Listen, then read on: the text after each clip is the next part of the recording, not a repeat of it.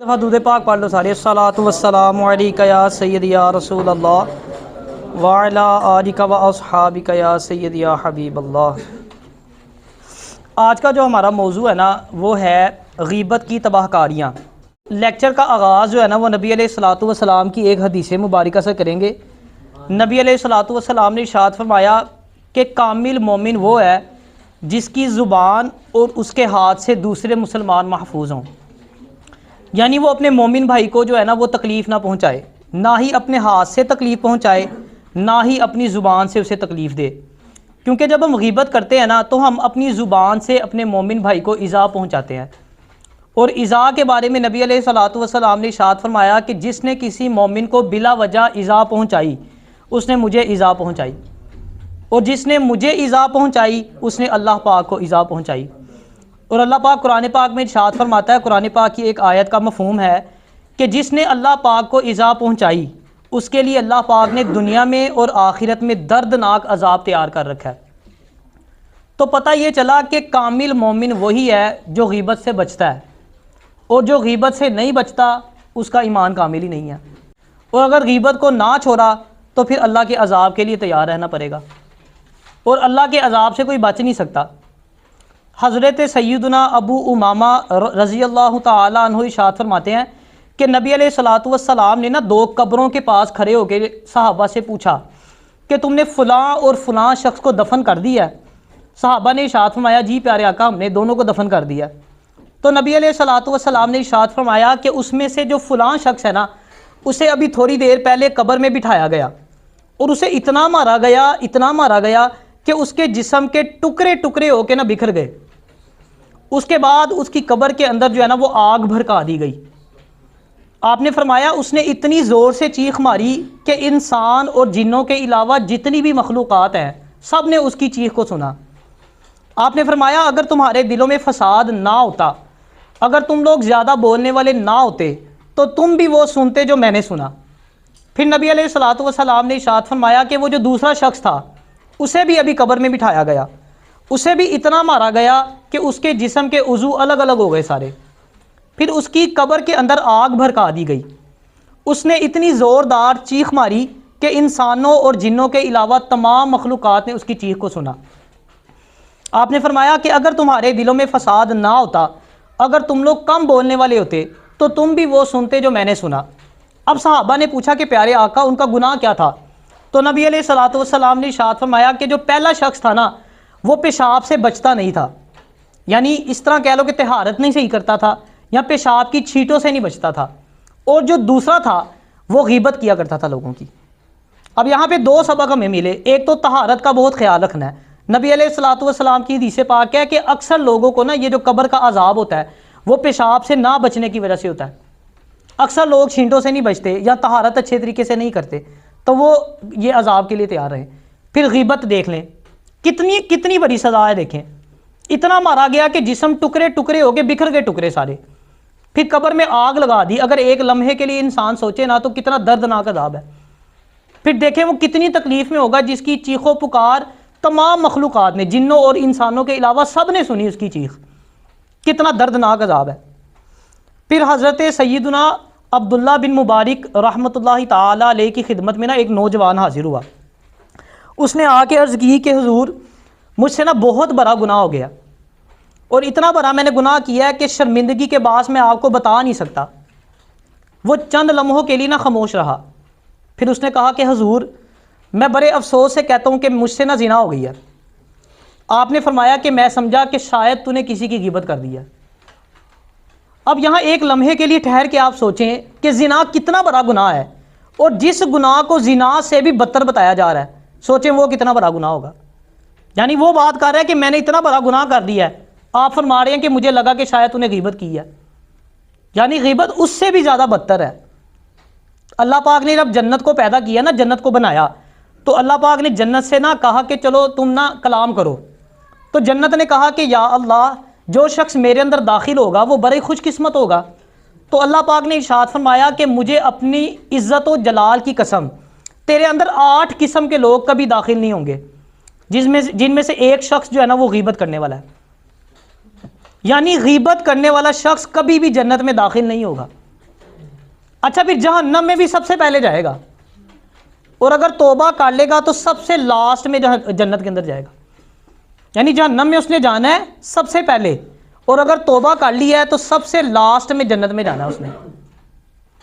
سوچیں آپ کتنی ہی بری یہ برائی ہے، اور کتنی عام ہے ہمارے معاشرے میں، ہر محفل میں جو ہے وہ آپ کو مل جائے گی۔ تو غیبت سے جو ہے نا وہ ہم نے بچنا ہے۔ نبی علیہ الصلوۃ والسلام کی خدمت میں نا ایک صحابی حاضر ہوئے، عرض کی کہ پیارے آقا میں 30 روزوں کے علاوہ نہ کوئی روزہ نہیں رکھتا، یعنی فرض روزے 30، نفلی روزے نہیں رکھتا، نمازیں بھی صرف 5 پڑھتا ہوں، اس کے علاوہ کوئی نماز نہیں پڑھتا، نفلی نماز بھی نہیں پڑھتا، اور حج اور زکوٰۃ میرے اوپر فرض نہیں ہے، اور نفلی جو حج ہے وہ بھی میں نہیں کرتا۔ تو مجھے بتائیے کہ مرنے کے بعد میں کہاں ہوں گا، یعنی جنت میں ہوں گا یا جہنم میں ہوں گا؟ تو نبی علیہ الصلوۃ والسلام نا مسکرانے لگ گئے۔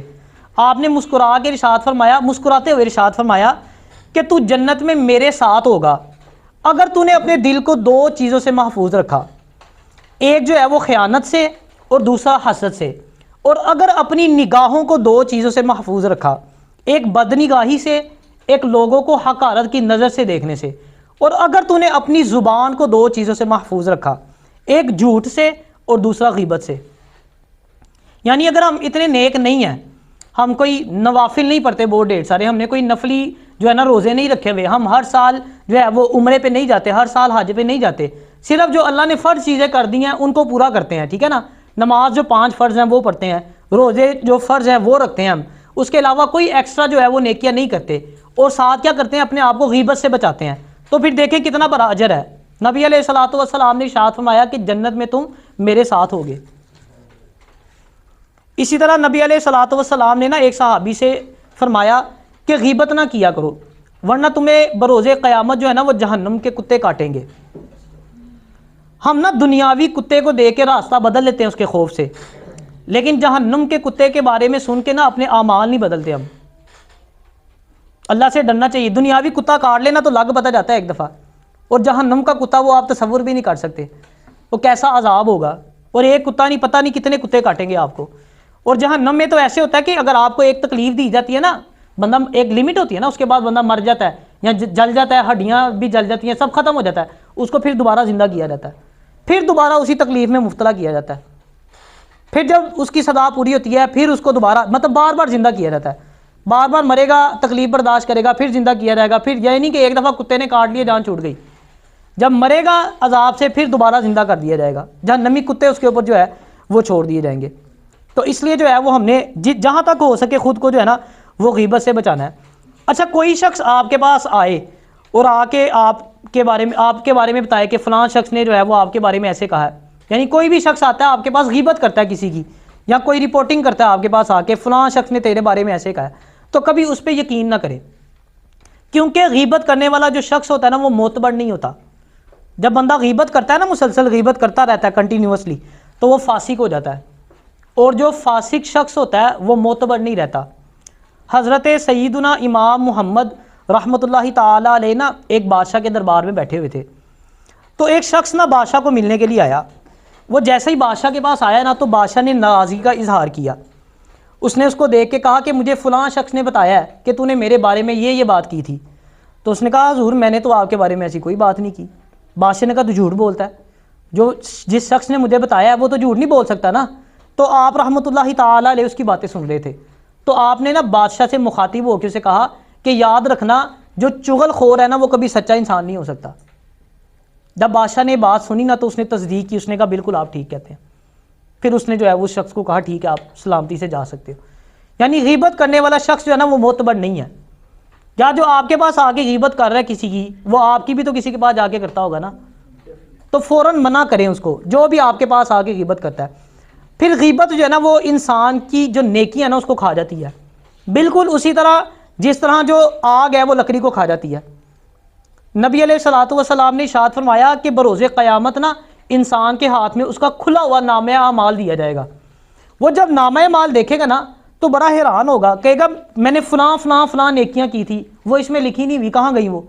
تو اسے بتایا جائے گا کہ تو نے جو لوگوں کی غیبتیں کی نا اس کی وجہ سے وہ نیکیاں مٹا دی گئی، یعنی وہ نیکیاں ہی ضائع ہو گئی اس کی، وہ دیکھے گا ہے ہی نہیں، بتانے پہ پتہ چلے گا کہ جناب غیبت کی وجہ سے ضائع ہو گئی۔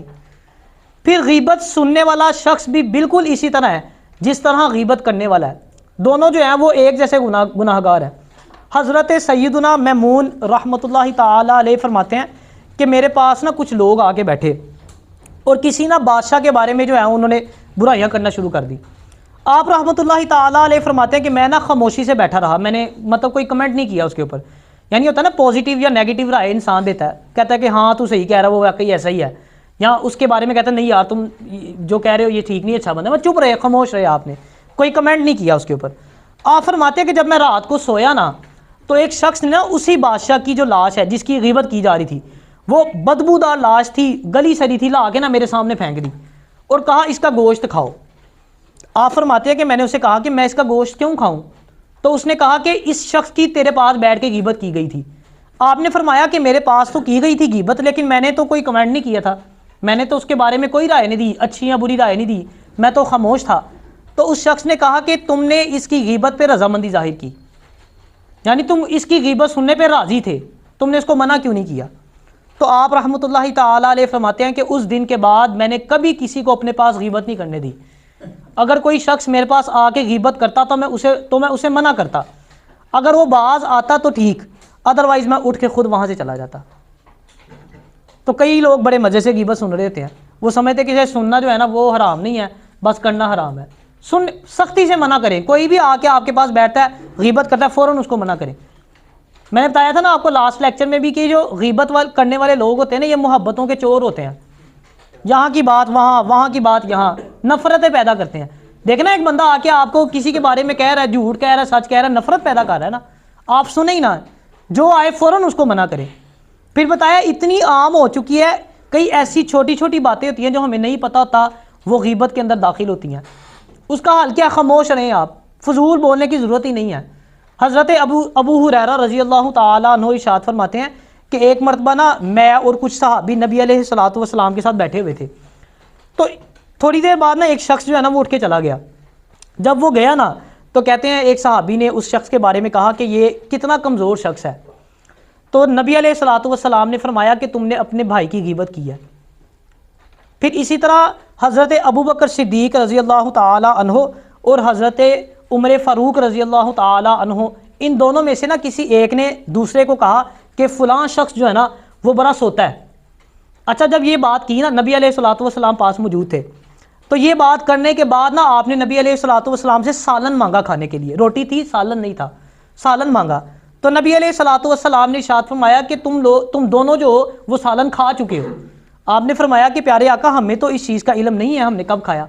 تو نبی علیہ الصلوۃ والسلام نے ارشاد فرمایا کہ تم دونوں نے اپنے بھائی کا گوشت کھایا۔